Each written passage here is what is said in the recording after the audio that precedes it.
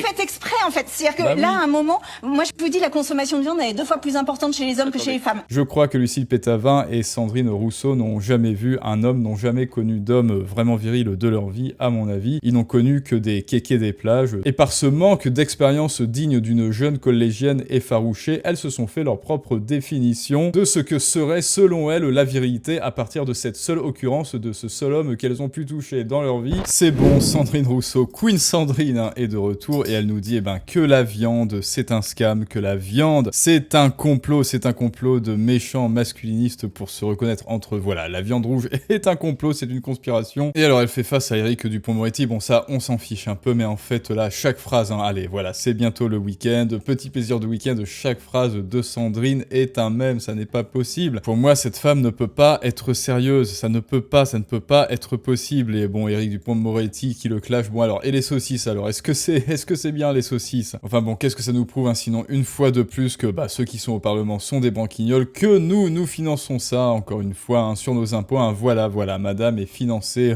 entre 7 000 et 15 000, plus les avantages comptés net, et tout ça pourquoi? Pour dire que la viande rouge est un complot. Bon alors là, écoutez, je sais pas quoi dire en fait, voilà, je sais pas quoi dire, écoutez, on va analyser cette séquence, vous allez me dire ce que vous en pensez, une fois de plus, petit storytelling de Queen Sandrine, comment Sardine, la reine des ruisseaux, nous fait passer des vessies pour des lanternes, et l'enfer pour le paradis, et on va voir ça ensemble tout de suite. Le niveau scientifique des têtes de gondole Écologie Le Vert, c'est quand même totalement abyssal. Et voilà, pour Sandrine Rousseau, le fait de consommer du sang, le fait de consommer de la viande, ça n'est pas bien et ça vous transforme en méchant facho masculiniste. Et alors c'était dans cette émission où manifestement, vous vous rappelez, où Éric Dupond-Moretti en prenait plein la gueule contre Sarah Knafo, et là, visiblement, les rôles se sont inversés parce que quand on remplace Sarah Knafo par une certaine Sardine Rousseau, forcément, ça n'est pas le même effet, pas la même réponse rhétorique, il n'y a pas la même réponse d'éloquence en face, et donc écoutez, on va regarder un peu. Mais bon, accrochez-vous, allez, courage. Et je voudrais vous poser une dernière question. Sur la galanterie. Une dernière.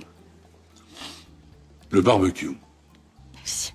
Si je vous invite un jour à un barbecue, et que je décide, moi, de prendre le risque de me brûler les pattes, plutôt que de vous demander à vous d'aller poser la viande et d'être atteinte par la chaleur de la braise. Vous y voyez quoi? Un signe de masculinité toxique ou un peu de galanterie? Moi, pour l'instant, j'y vois un peu de galanterie, c'est-à-dire, juste avant que Sardine réponde, et vous allez voir, c'est lunaire. En fait, c'est pas lunaire, c'est neptunaire, voilà. Et donc, moi, ce que j'y vois, écoute, oui, il y a de la masculinité, mais ça n'est pas toxique comme masculinité. En fait, c'est symbolique. J'ai fait un podcast sur la masculinité symbolique, Thaïs Descuffon n'était même pas encore là, voilà. Julien Rochdy non plus. Savoir faire du feu, c'était, on a dit, un symbole de masculinité. Il y a un lien avec la nourriture, et pour citer un petit peu Chèque de Lavier, un lien avec la calorie. Donc pour l'instant, c'est de la masculinité, c'est-à-dire un archétype de la masculinité et de ce que l'on attend un petit peu du père de famille de manière tripale et tribale. Mais bon, ça n'est pas du tout toxique, et il y a aussi, donc par extension, un effet de galanterie. Et maintenant, écoutez bien ce qu'en pense Sardine. J'y vois le fait que aujourd'hui, la consommation d'une viande rouge saignante est utilisée par les réseaux masculinistes pour se reconnaître les uns les autres. Et qu'en fait, Trump, par exemple, a commencé son ascension. Non mais quand Trump a commencé son ascension, il y avait la manière de se retrouver autour de Trump. Je parle de vous, de mais moi, non, là. on s'en fout pas, parce qu'en fait, c'est la même manière d'être au monde. C'est-à-dire que les soutiens de Trump se prenaient en photo devant une entrecôte saignante, devant un barbecue. Toutes les études sociologiques... Oui, voilà les amis, voilà, ça c'est payé par vos impôts, ça c'est 7000 balles par mois alors net, plus les privilèges de députés, dont on dit que ce ne sont que des avantages, plus les petites primes, plus tout ça, ça doit tourner aux alentours de 10 000 balles, voilà, ça tourne aux alentours de 10 000 balles pour nous expliquer, oh oui, le méchant Trump, donc là déjà, homme de paille, procès d'intention, sophisme par association, oh oui, c'est Trump qui faisait ça, donc c'est mal, voilà, donc c'est totalement vilain, c'est méchant, c'est le mal, faut pas aller là. Et en plus, le méchant fan club de Trump, il faisait griller des saucisses et de la viande rouge, oh mon dieu, et ensuite il venait me narguer sur Twitter, et ensuite j'ai dû quitter Twitter. Bref, il semble que Sardine Rousseau ne comprenne pas l'ironie, ne comprenne pas la blague, la farce, la petite provocation, je pense. Puis ensuite, il va falloir que l'on m'explique qu'est-ce qu'il y a de mal à faire des barbecues, non mais vraiment au sens stricto sensu du terme, je veux dire, c'est bon les barbecues, non? Je veux dire. Qui n'aime pas les barbecues ici? Levez la main, lève la main Jean-Kévin, tu aimes pas le barbecue? Tu connais pas Sandrine, le barbecue à Raymond, c'est trop bien pour ceux qui ont la rêve. Bon allez, si vous êtes sage, si vous êtes vraiment sage, on va mettre ça à la fin, mais ensuite, donc, qu'est-ce qu'elle nous dit? Écoutez bien. On s'en fout pas parce qu'en fait, c'est la même manière d'être au monde, c'est-à-dire que... Être au monde, ça veut rien dire, Sandrine. Essaye d'incarner ton propos. C'est quoi la manière d'être au monde, au juste? Tu parles de quoi? Tu parles de l'éthos? Les soutiens de Trump se prenaient en photo devant une entrecôte saignante, devant un barbecue. Toutes les études sociologiques montrent que le fait de consommer du sang comme ça... D'accord, alors des merguez. D'accord, mais... mais vous vraiment, rendez compte, mais vous faites exprès en fait. C'est-à-dire que là, à un moment, moi je vous dis, la consommation de viande elle est 2 fois plus importante chez les hommes que chez les femmes. Il y a plein de gens qui nous regardent et qui se disent mais qu'est-ce qu'on fait de mal un samedi soir avec nos copains, nos copines, quand on se met au barbecue et qu'on fait ça pour éviter que nos compagnes, nos copines, nos amis se brûlent les doigts. Non mais alors moi, ce qui m'a tué, c'est en fait, elle dit les études sociologiques. Hein. La manière de se retrouver autour de Trump... Je parle de vous, de moi, là.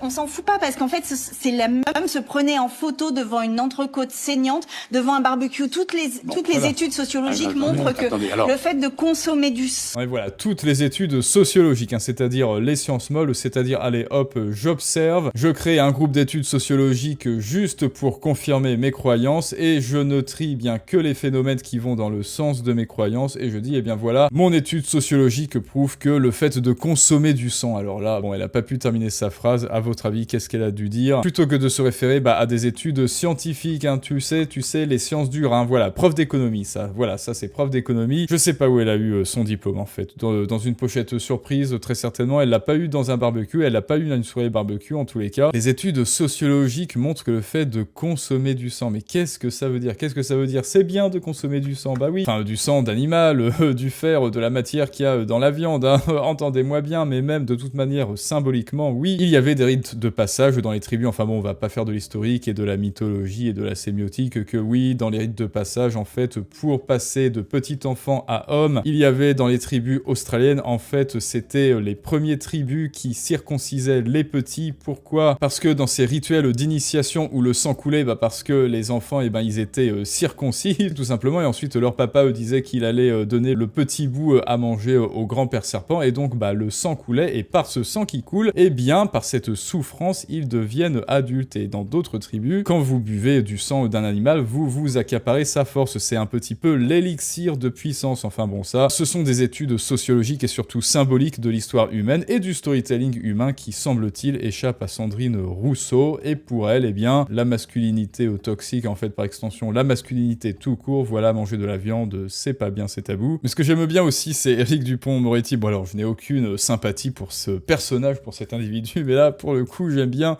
le coup de la saucisse. Manière d'être au monde, c'est-à-dire que le fait de consommer du sang comme ça... D'accord, alors des merguez. Voilà.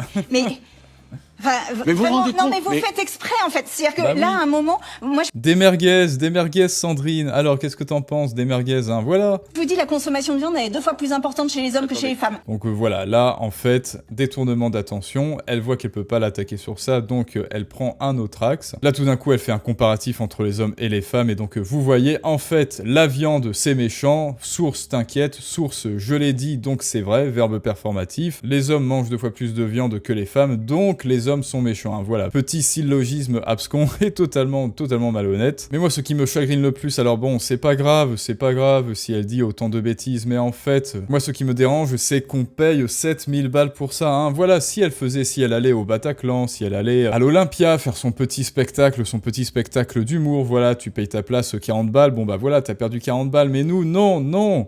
Nous, on doit lui payer entre 7000 et 10 000 balles par mois pour qu'elle puisse être députée. C'est ça, moi, qui me gêne. Tout ça pour qu'elle dise des conneries et ensuite qu'elle soit invitée sur Paris Première et qu'on la paye pour aller sur Paris Première. Mais qu'évidemment, Paris Première fait de l'audimat sur son dos. Ça, c'est peut-être la chose la plus intelligente qu'il puisse faire, finalement. Et même ce qu'en pensent les gens, voilà, vers la bêtise infinie et au-delà. Première fois que je vois quelque chose d'intelligent sortir de la bouche de Dupond-Moretti. Oui, pour la saucisse et les merguez. Bon, là, c'est vrai qu'il était peut-être un peu plus drôle drôle, il fait un petit peu plus le fier que face à Sarah Knafo. Les deux sont ridicules, in my opinion, ça n'est pas faux. Je crois qu'elle est folle, peut-être. Pensez-vous, les amis, que Sandrine Rousseau est folle, soit folle, dites-le moi, hein. Fut une époque où Paris Match montrait des réceptions US autour d'un barbecue. C'était alors un symbole de liberté et d'égalité, bah oui, parce que la symbolique est aussi circonstancielle. D'où elle sort cette symbolique de la masculinité toxique? La seule personne ici qui réfléchit par stéréotype, qui tente d'enfermer des gens dans des cases, tu es un homme, tu es une femme, donc tu es toxique, donc tu es méchant, tu manges de la viande, donc tu es méchant, et bien c'est qui? C'est Sandrine. Qui sont les personnes qui disent, qui prétendent vouloir déconstruire, vouloir s'exonérer, vouloir s'émanciper de tous ces archétypes de la masculinité, de la féminité, hein, c'est-à-dire je mets des robes, ou alors je cuisine de la viande, ou alors j'ai des gros muscles et une grosse voiture, mais tout ça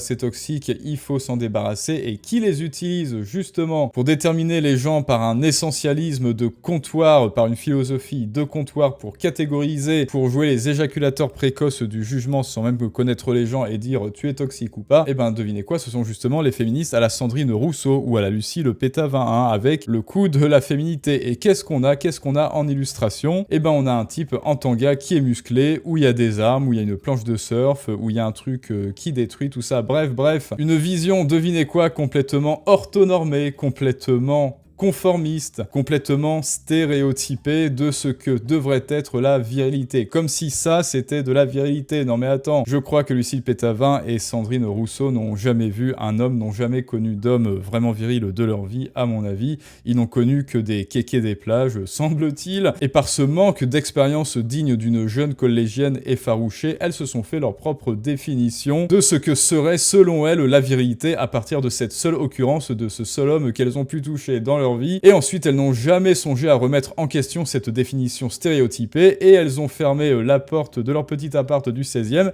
et elles n'en sont plus jamais ressorties, voilà. Et je vous ai promis la vidéo du barbecue à Raymond, mais juste avant, vous le voyez, hein, tu le vois, toi, justement, il y a urgence si toi tu veux transmettre des vraies bonnes idées, parce que tu le vois, si tu ne sais toujours pas comment parler de tes idées à toi, de ton expertise, si tu ne sais toujours pas comment te faire comprendre, capter l'attention des gens, si tu ne sais toujours pas convaincre avec tes idées, ton message noble, si tu ne sais toujours pas comment t'y prendre, eh bien d'autres le feront à ta place. Devine quoi, Sandrine Rousseau le fera à ta place, elle dira n'importe quoi et elle occupera le devant de la scène de manière illégitime tel un petit amateur bruyant, pendant que toi tu resteras méprisé et ignoré un jour de plus avec tes idées dans l'ombre. Donc si ça n'est déjà fait, eh bien va voir la masterclass Les clés de la persuasion en commentaire, c'est la première marche pour apprendre à te faire comprendre, mieux persuader les autres et augmenter ton impact sur le monde, et vous le savez, hein, pour ceux qui sont inscrits, le programme Prends la parole, prends le pouvoir arrive bientôt. Et si tu t'inscris à la masterclass, tu pourras l'obtenir pour une bouchée de pain là début juin, dans une semaine, dans quelques jours. Prends la parole, prends le pouvoir, savoir parler avec aisance, convaincre un public et le pousser à l'action. Que ce soit bien sûr un public devant toi ou face caméra comme ici, il y aura 4 parties. Ce sera un programme ultra rapide, ultra essentiel, ultra dense qui te permettra de passer à l'action directement. Tu acquiers le programme et tu pourras passer à l'action directement, instantanément et le plus vite possible t'améliorer. Donc là, ce sera un programme qui va capitaliser sur l'efficacité et sur la rapidité, justement pour que tu ne puisses plus perdre de temps. Il y aura 4 parties avec le mindset de l'orateur à succès pour surpasser tes peurs, enfin éviter la procrastination et enfin agir, pour que tu puisses partager et parler de ce que tu aimes. Ensuite, hop là, deuxième partie, t'apprendre à te connecter à une audience, à un public et même à des clients, à des prospects. On va apprendre ensemble à créer instantanément de la connexion, à capter l'intention ensuite instantanément. Après, une partie pour vendre tes idées, convaincre et engager. Et tu le vois, la dernière partie, booster ton engagement avec le storytelling qui est l'arme fatale de tout orateur, de tout communicant, de toute personne qui veut se faire comprendre et montrer aux autres que ses idées valent de l'or. Donc comme je te l'ai dit, inscription, masterclass et tu auras tout ça, tu auras les dernières infos. Et surtout, tu pourras obtenir le programme pour 3 fois rien. Alors maintenant, Sandrine, oui je sais Sardine, tu n'aimes pas les barbecues, et ben j'ai une petite surprise pour toi, hein, c'est aussi pour ceux qui sont restés jusqu'à la fin. Et là tu vas me dire si encore le barbecue c'est pas de la masculinité toxique. On sort les saucissons, se tape sur les cuisses. Avec le barbecue Raymond. Et cuire la bidoche c'est vraiment fastoche. Avec le barbecue Raymond. Affronter les commandes pour retourner la viande. Avec le barbecue Raymond. Et tous en cadence on se remplit la panse. Avec le barbecue Raymond. The Barbecue by Raymond. Et Et pour tout achat d'un barbecue, un DVD du clip offert avec le bêtisier en bonus.